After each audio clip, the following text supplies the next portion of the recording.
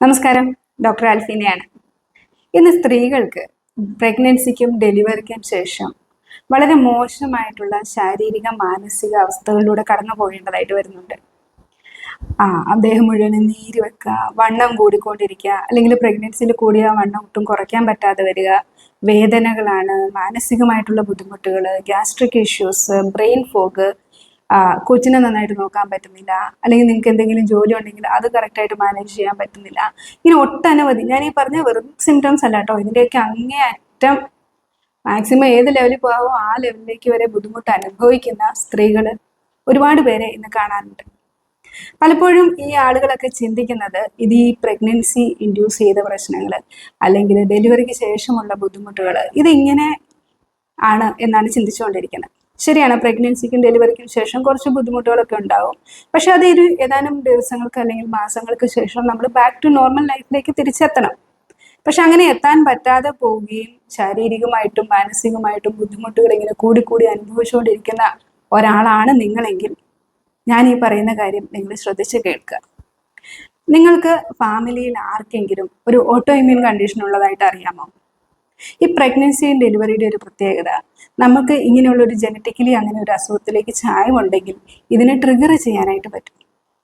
അതിൽ തന്നെ ഏറ്റവും അധികം ട്രിഗർ ചെയ്യപ്പെടുന്ന അല്ലെങ്കിൽ വളരെ കോമൺ ആയിട്ട് കണ്ടുവരുന്ന ഒരു ഓട്ടോ ഇമ്മ്യൂൺ കണ്ടീഷനാണ് ഹാഷിമോട്ടോസ് തൈറോയിഡൈറ്റിസ്.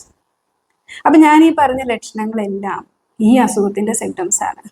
അപ്പം നിങ്ങൾ ഈ പറയുന്ന പ്രശ്നങ്ങൾക്ക് നിങ്ങൾക്ക് ഇത് അനുഭവിക്കുന്നുള്ളവർ ഒരുപക്ഷെ നിങ്ങൾ ചിന്തിച്ചിട്ടുണ്ടാവും ഇത് തൈറോയിഡ് ആണോ എന്നറിയാനായിട്ട് നിങ്ങൾ ചിലപ്പോൾ TSH നോക്കിയിട്ടുണ്ടാവും. പക്ഷെ എന്താണ് ഫലം, റിസൾട്ട് കിട്ടിയത്? TSH നോർമൽ ആയിരിക്കും അല്ലേ? അപ്പോൾ ഹാഷിമോട്ടോസ് തൈറോയിഡൈറ്റിസ് തുടക്കത്തിൽ ഒരിക്കലും TSH വേരിയേഷൻ കാണിക്കുന്നില്ല. അത് കുറേ നാൾ കഴിയുമ്പോഴാണ് ഹോർമോണൽ വേരിയേഷനിലേക്ക് വരിക. അപ്പോൾ ഇങ്ങനെയുള്ള ബുദ്ധിമുട്ടുകൾ കൂടി ഇപ്പം നിങ്ങൾക്ക് ഉത്തരവാദിത്വം കൂടിയല്ലേ, ഒരു കുഞ്ഞുണ്ടായി, കുഞ്ഞിനെ നോക്കണം, നിങ്ങൾക്കൊരു ജോലി ഉണ്ടെങ്കിൽ അത് ചെയ്യണം, ഫാമിലിയിലെ കാര്യങ്ങൾ നോക്കണം. അപ്പോൾ അതിൻ്റെ ഒപ്പം ഈ പ്രശ്നങ്ങളൊക്കെ ആരോടെങ്കിലും പറഞ്ഞാൽ അവർ മനസ്സിലാക്കുമോ? അതുമില്ല. അപ്പം ഈ ഒരു അവസ്ഥയിലൂടെ അങ്ങേയറ്റം വഷളായിക്കൊണ്ടാണ് കാര്യങ്ങൾ പൊയ്ക്കൊണ്ടിരിക്കുന്നതെങ്കിൽ നിങ്ങൾക്ക് നമ്മുടെ ചാനലൊന്ന് കയറി നോക്കുക. ശരിക്കും ഇതെന്താണെന്ന് അറിയാനും അതിൽ നിന്നൊരു മാറ്റം വരാനും ആഗ്രഹിക്കുന്നുണ്ടെങ്കിൽ ഞാൻ ഇതിനു മുമ്പ് ഒരുപാട് വീഡിയോസിൽ ഇതിനെ പറ്റിയുള്ള ഡീറ്റെയിൽസ് പറഞ്ഞിട്ടിട്ടുണ്ട്. അതൊക്കെ ഒന്ന് കയറി കാണുക, കണ്ട് മനസ്സിലാക്കുക. ഇനി അതിന് താല്പര്യമില്ലെങ്കിൽ ഫോളോ ചെയ്ത് കൂടെ കൊടുക്കും. മുന്നോട്ടുള്ള വീഡിയോസിൽ ഇതിനെക്കുറിച്ച് കൂടുതലായിട്ടുള്ള ഡീറ്റെയിൽസ് ഇടാം. അതുപോലെ നമ്മുടെ പേഷ്യൻസ് അവർക്കുണ്ടാകുന്ന മാറ്റങ്ങൾ അറിയിക്കും.